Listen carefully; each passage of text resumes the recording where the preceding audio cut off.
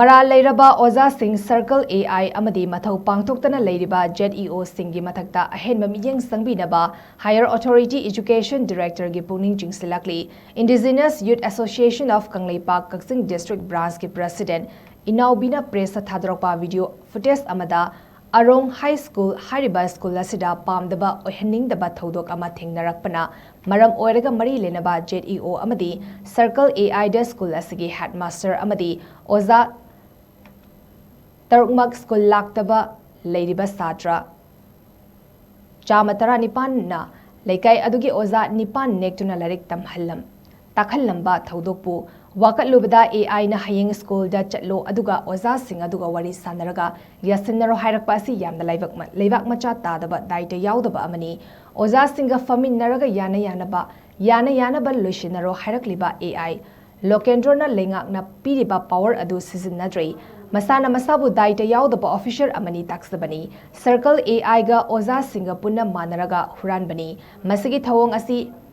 Mapuga huranbaga manaraga masana masagi mapot huranjabani masida mari lenaba lengaki department athubada yengsinbiyu haina appeal tawrakli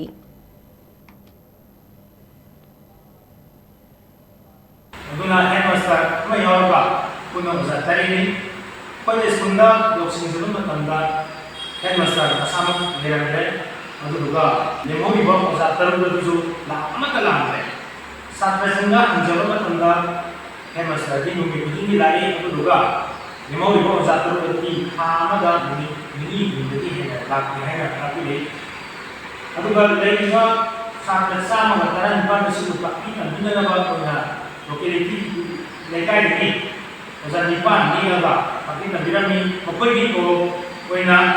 masa laki dua masa terus itu lagi hai kata pi hai masa kena jadi untuk sendiri nengat lagi Kalau sara Leiriba makoina makogi mafam adugo atuba zaman nyatioga tapi nabinaba nade makakara pada school aduga leina akoise hemasada phone tawjai aduga hemasana adugo operation video tabadagi jenyoga chacharaga ukacharne